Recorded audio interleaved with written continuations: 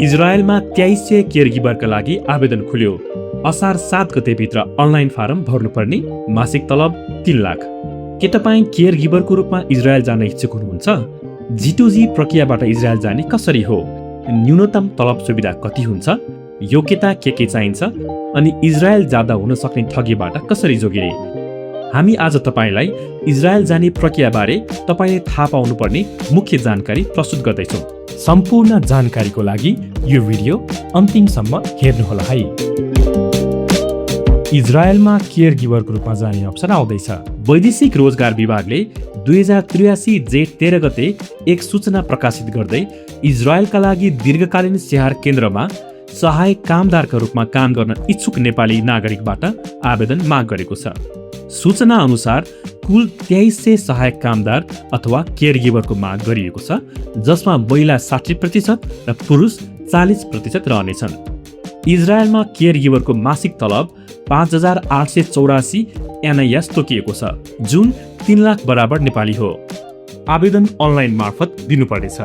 वैदेशिक रोजगार विभागको वेब पोर्टल forms.dofe.gov.np बाट 2083 जेठ 17 गते राति 12 बजेदेखि 2083 असार 7 गते राति 12 बजेसम्म दरखास्त पेश गर्न सकिनेछ।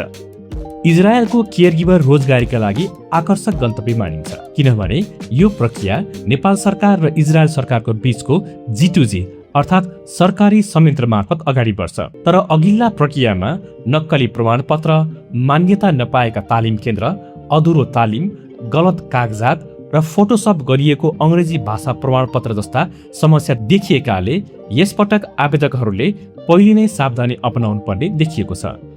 यहाँनिर बुझ्नुपर्ने एउटा कुरा के छ भने सरकारले विज्ञापन गर्दा 21 दिनको सूचना निकालेर विज्ञापन गर्ने गरेको छ।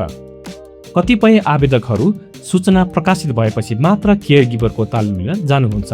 विचार गर्नुपर्ने कुरा के छ भने 21 दिनमा केयरगिभरको तालिम लिन मुस्किल हुन्छ। त्यसकारण कतिपय संस्थाहरूले 1 हप्ता सिकाएर सर्टिफिकेट बेच्ने गरेको पनि पाइएको छ। यस्तो खालको स्क्यामबाट बच्नु नै राम्रो हुन्छ। के काम हो इजरायलको केयरगिभर? इजरायलमा छनौट भएका नेपाली कामदारले त्यहाँका दीर्घकालीन स्याहार केन्द्रमा बच्चा, युवा तथा 65 वर्ष ननागेका गम्भीर अपाङ्गता भएका व्यक्तिको स्याहारमा काम गर्नुपर्ने हुन्छ। काममा स्वास्थ्य, सरसफाई, पोषण, दैनिक हेरचाह, हिडडुलमा सहयोग, बसाई व्यवस्थापन र बिरामी वा अपाङ्गता भएका व्यक्तिको नियमित हेरचाह जस्ता जिम्मेवारीहरू पर्न सक्छन्। कसले आवेदन दिन पाउँछ? प्रकाशित सूचना अनुसार इजरायल केयरगिभरका लागि इच्छुक उम्मेदवारहरूले निम्न योग्यता पूरा गरेको हुनुपर्छ। नेपाली नागरिक हुनुपर्ने, 25 वर्ष पुरा भई 45 वर्ष ननागेको, कम्तीमा 1.5 मिटर उचाइ र 45 किलोग्राम तौल हुनुपर्ने, 10 कक्षा उत्तीर्ण गरी ANM वा CMA सम्बन्धी विषयमा कम्तीमा 15 महिनाको अध्ययन पूरा गरेको वा +2 वा सो सरह उत्तीर्ण गरी नेपाल सरकारबाट मान्यता प्राप्त तालिम प्रदायक संस्थाबाट केयर गिभिङ सम्बन्धी कम्तीमा 3 महिनाको तालिम लिएको हुनुपर्ने, विगतमा इजरायलमा गई काम नगरेको, बाबुआमा, पति पत्नी, छोरा वा छोरी इजरायलमा बसोबास वा कार्यरत नरहेको हुनुपर्ने, शारीरिक र मानसिक रूपमा स्वस्थ, गम्भीर रोगबाट मुक्त, भारी उठाउन सक्ने तथा स्याहार केन्द्रमा सहायक कामदारको रूपमा काम गर्न समर्थ हुनुपर्ने र दुर्व्यसनमा नलागेको। सरकारी सूचना अनुसार अङ्ग्रेजी भाषा परीक्षा CIIN international qualifications Tripureshwor Kathmandu मार्फत लिइने क्याम्ब्रिज युनिभर्सिटी प्रेस एन्ड असेसमेन्टको हुनुपर्नेछ। सूचना अनुसार अङ्ग्रेजी भाषामा आवश्यक मापदण्ड reading A2, writing A1, listening A2 र स्पिकिङ B1 हुनुपर्नेछ।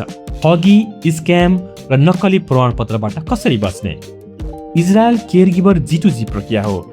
यसमा कुनै दलाल, म्यान पावर वा व्यक्ति विशेषले नाम निकालिदिन्छु, लकी ड्र मिलाइदिन्छु, भाषा परीक्षा पास गराइदिन्छु, छोटो तालिममै प्रमाणपत्र बनाइदिन्छु वा 1 लाख तिरेपछि सर्टलिस्टमा राखिदिन्छु भनेमा त्यो ठगीको सङ्केत पनि हुन सक्छ।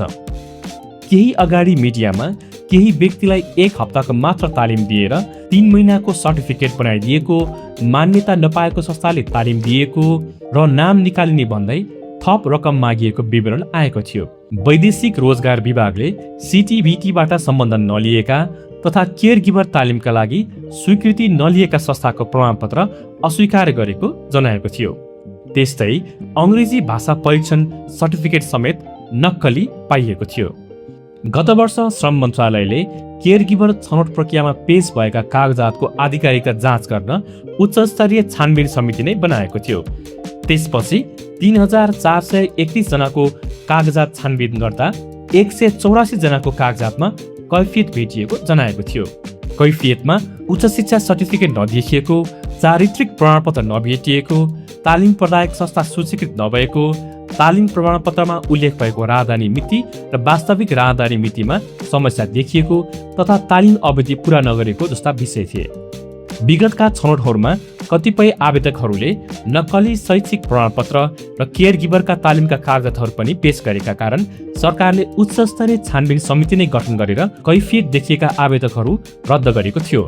ठगी र स्क्यामबाट बस्न निम्न कुरामा ध्यान दिनुहोस्। बिचौलियाले पैसा नदिनुहोस्।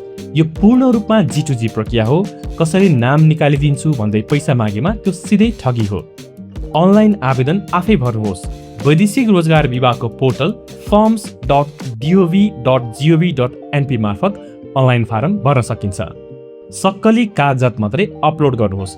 फोटोकपी वा तोडमोड गरिएका डकुमेन्टहरू सिस्टमले स्वतः अस्वीकृत गर्ने गर्दछ। पारदर्शी र गुणस्तरीय तालिम केन्द्र रोज्नुहोस्। सस्तो वा सजिलै प्रमाणपत्र दिने प्रलोभन देखाउने संस्थाभन्दा प्रयोगात्मक प्रयोगशाला अर्थात् ल्याबोरेटरी भएका आधिकारिक संस्थामै गएर सिप सिक्नुहोस्। अन्तमा इजरायलमा केयर गिभर रोजगारी धेरै नेपाली युवाका लागि राम्रो आम्दानी र सुरक्षित श्रम गन्तव्य बन्न सक्छ। तर यो अवसर कागजात, तालिम, अङ्ग्रेजी भाषा, स्वास्थ्य परीक्षण र सरकारी प्रक्रियामा अत्यन्तै संवेदनशील छ। हतारमा तालिम लिँदा वा नक्कली सर्टिफिकेट बनाउने गिरोहको फन्दामा पर्दा भविष्यमा श्रम स्वीकृति नै नपाउने वा कानुनी कारबाही भोग्नुपर्ने जोखिम रहन्छ। अघिल्ला प्रक्रियामा मान्यता नपाएका वा केयर गिभर तालिम दिन स्वीकृति नलिएका संस्थाबाट सर्टिफिकेट लिएका 321 जनाको आवेदन रद्द भएको थियो। त्यसै गरी तोकिएको कागजात नपुगेका 242 जनाको आवेदन रद्द भएको थियो। केही तालिम केन्द्रहरूले पुरा तालिम नै नदिई 3 महिना अवधिको तालिम लिएको भन्ने सर्टिफिकेट दिएको आरोप पनि सार्वजनिक भएको थियो। यसपटक आवेदन खोलिसकेको छ। त्यसैले योग्यता पुगेका इच्छुकहरूले तोकिएको म्यादभित्र अनलाइन आवेदन दिनुपर्छ। आगामी अवसरका लागि तयार गर्ने युवाहरूले भने पहिले नै मान्यता प्राप्त तालिम, सही कागजात र आधिकारिक जानकारीको लागि तयारी गर्न आवश्यक छ। यी र यस्तै जानकारीका लागि जीविको मिडिया हेर्दै गर्नुहोला। धन्यवाद।